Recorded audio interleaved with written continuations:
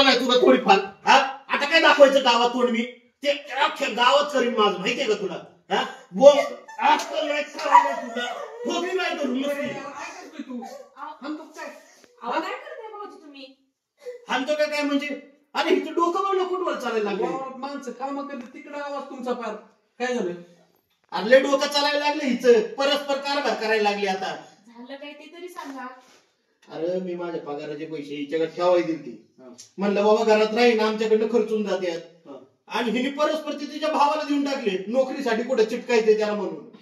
मग कामासाठीच दिले की एवढं कशाला ऍडव्हर्ट करताय? आपण मला विचारलं होतं का आता ते खातावाला पैसे मागतोय त्याला कुठून देऊ मी ऐन टायमाला? बरं वापस देणार आहे की नाही तू? तो बोलले 8 दिवसात देऊन टाकेल. अगं पण 8 दिवसात मी काय करू इथं? एक काम करू मी खातावाल्याला सांगतो 8चं 10 दिवस घ्या पण 10 दिवसात द्या म्हणावं. हा तसलं काय जमणार नाही तुला आहे ना अक्कल चालायला लागली बरं का हिची. आता नाही करायचं इथून पुढे ना असं विचारून करायचं दे ना का दिले असते मला म्हणायचं. अहो ते घरी नव्हते म्हणून मी दिले. तो लय अर्जंट आला होता म्हणून. अगं असं नाही द्यायचं.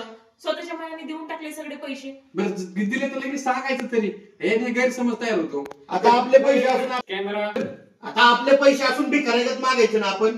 मी सांगितलं 8-10 दिवसात देते म्हणून देते ना. आपण हिला कारभार करायला कोणी सांगितलं होता?